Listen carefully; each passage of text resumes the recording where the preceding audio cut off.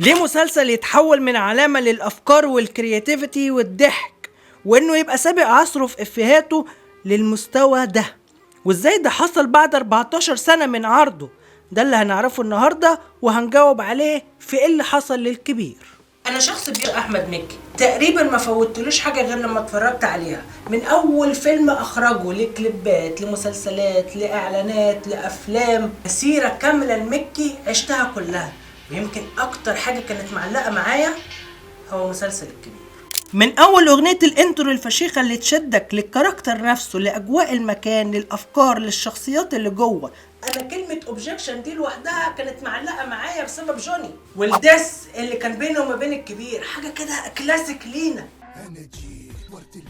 هو فعلا بيجي ينور البيت زي ما بره عندهم مسلسل فريندز اللي انا دمعت لما خلص واكتئبت بتاع يومين مثلا ولا حاجه، اللي هو انا خلاص كده انا مش هشوفهم تاني. الكبير كان ليه نفس المعزه، بس النهارده كل ده قل. الاول تعالوا نرجع لورا شويه. في 2010 احمد مكي قرر يكمل الثنائيه الذهبيه بينه وبين دنيا سمير غانم، ويعملوا العمل الثالث مع بعض طير انت ولا تراجع ولا استسلام، وجاب شخصيه كده من الدرج اتعملت في طير انت ويلا بينا نعمل فيها فكره مسلسل. ازاي عمده البلد زي المزغريطه هيتعامل بعد وفاه والده الكبير قوي، واللي بيكتشف يوم وفاته انه عنده اخ توأم وهيجوا يشاركوا في الورث والعموديه.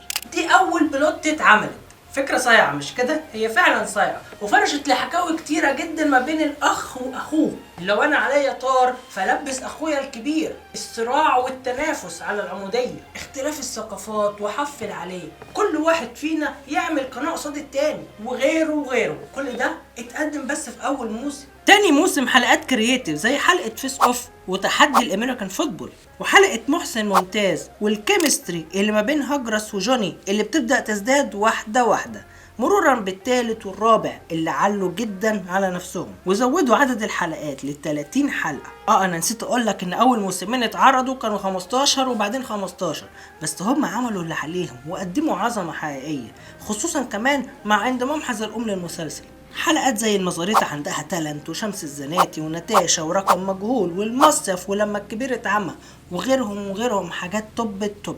بعدين تحصل مفاجأة، انسحاب فزاع من الموسم الخامس وانسحاب العنصر الأبرز دنيا سمير غانم. وهنا الناس كلها ابتدت تتساءل ازاي الكبير هيتعمل من غير دنيا سمير غانم، وهل ده انسحاب خالص ولا هي ممكن ترجع فهي تيجي ترد. بحب المسلسل وانا حتى لما مشيت من المسلسل انا يعني كنت متضايقه وكل حاجه، بس انا بقول جوايا لسه حاجات تانية كتير عايزه اطلعها، فمش عايزه بقف اقول لهم يا جماعه شبابي بيدفن تحت البركه والجلابيه.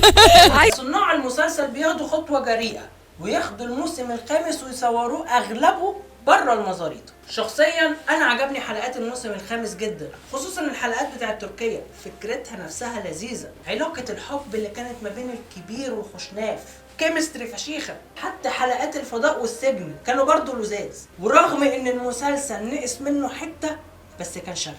ورغم كده الناس ما تقبلوش خروج الكبير من المزاريطه ولا حتى خروج دنيا سمير غانم من المسلسل. مفيش الكبير من غير هديه، وساعتها قرر احمد مكي واحمد الجندي وباقي فريق العمل خلاص مفيش الكبير قوي تاني، احنا كده خلاص استكفينا.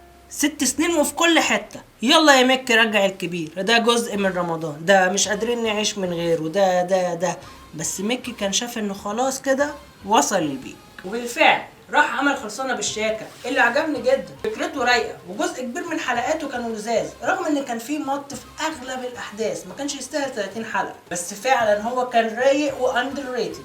ورجع عمل كليبات والجزء الثاني من مسلسل الاختيار، رغم نجاحهم لكن ما يجوش 10% من نجاح الكبير.